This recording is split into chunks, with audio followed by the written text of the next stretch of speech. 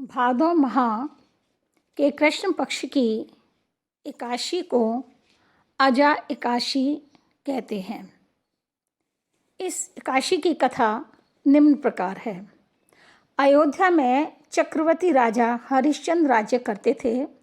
उनकी दयालुता, सत्यनिष्ठा एवं ईमानदारी तीनों लोकों में फैली हुई थी। नारद जी के मुंह से राजा हरिश्चंद्र की प्रशंसा सुनकर देवराज इंद्र ईर्ष्या से जल उठे। इसी जलन के कारण महर्षि विश्वामित्र को उनकी परीक्षा लेने के लिए भेजा। राजा को रात में सोते हुए स्वप्न आया कि उन्होंने अपना सारा राजपाट ऋषि विश्वामित्र को दे दिया है।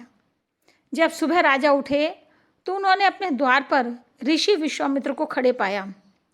विश्वामित्र ने राजा से कहा, हे राजन, रात में तुमने स्वप्न में मुझे अपना सारा राजपाट दे दिया था।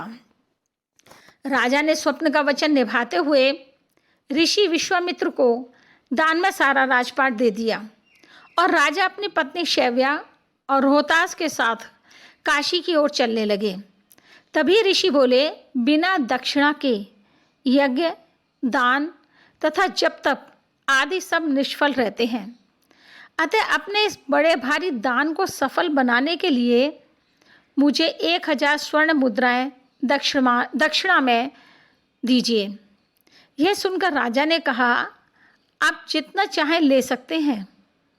तब ऋषि बोले, आप तो पहले ही सब कुछ मुझे दान कर चुके हैं, अतः दान की हुई चीज़ फिर दोबारा से दान कैसे कर सकते हैं। राजा के पास तो अब कुछ बचा ही नहीं था, इसलिए राजा ने 1 महीने का समय मांगा।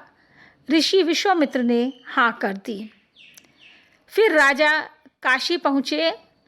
काशी पहुंचकर उन्होंने अपनी पत्नी एवं बेटे को एक ब्राह्मण को बेच दिया और खुद को एक डोम या चांडाल को बेच दिया। इस प्रकार राजा हरिश्चंद्र ऋषि विश्वामित्र के ऋण से मुक्त हुए। चांडाल शमशान भूमि पर लोगों का दाह संस्कार करवाया करता था। राजा हरिश्चंद्र चांडाल के दास बन गए तथा कफन लेने का कार्य बड़ी सावधानी से करते। इतनी विपरीत स्थितियां होने के बाद भी उन्होंने सत्य के मार्ग को कभी नहीं छोड़ा। उनकी पत्नी शैव्या ब्राह्मण के घर झाड़ू पोछा, बर्तन तथा सफाई का काम करती और बेटा ब्राह्मण की पूजा के लिए बगीचे से फूल लाता था। दोनों को ही क्योंकि काम करने की आदत नहीं थी, इसलिए बहुत कमज़ोर हो गए थे। एक दिन रोजाना की भांति रोहतास वाटिका से फूल लेने गया तो एक काले सांप ने उसे काट लिया। मृत शरीर के साथ शैव्या शमशान घाट पहुंची। वह शव को जलाना ही चाहती थी कि तभी राजा हरिश्चंद्र ने पत्नी और पुत्र को पहचानने के बाद भी अपना सेवक धर्म निभाते हुए कफन मांगा, क्योंकि राजा को अपने मालिक का हुक्म था कि कोई भी दाह संस्कार बिना शुल्क लिए नहीं होगा। रानी के पास देने के लिए कुछ था ही नहीं, इसलिए रानी ने अपनी धोती फाड़ी और उसका एक टुकड़ा राजा को दे दिया। राजा की कर्तव्य परायणता को देख करके भगवान विष्णु बहुत खुश हुए। राजा को यह सब काम करते करते बहुत दिन व्यतीत हो गए थे, यानी कि कई साल निकल गए थे। वह रात और दिन इस घिनौने और नीच काम से मुक्ति पाना चाहते थे। उसके विषय में सोचते रहते थे कि मैं क्या करूं, कैसे इस गंदे काम से बाहर निकलूं।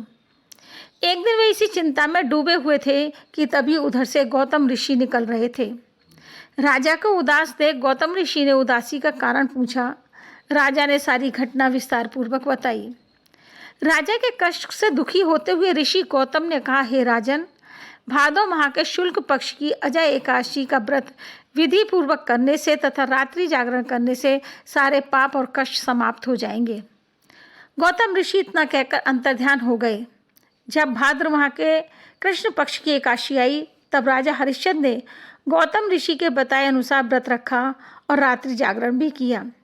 व्रत के प्रभाव से पाप नष्ट हो गए। स्वर्ग से फूलों की वर्षा हुई।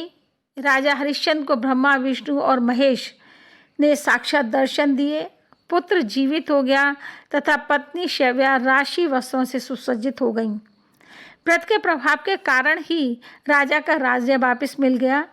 ऋषि विश्वामित्र द्वारा परीक्षा लेने के लिए इस सारे खेल को रचा गया था, लेकिन एकादशी के व्रत के प्रभाव से सारी लीला समाप्त हो गई और अंत में राजा अपने परिवार के साथ स्वर्गलोक को चले गए।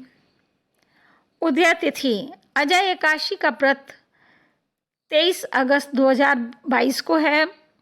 शुभ योग अजय एकादशी के दिन सिद्धि एवं त्रिपुष्कर योग है, जो कि पूजा पाठ के लिए बहुत उत्तम माना जाता है। पारण समय सुबह 5:55 से सुबह 8:30 तक है।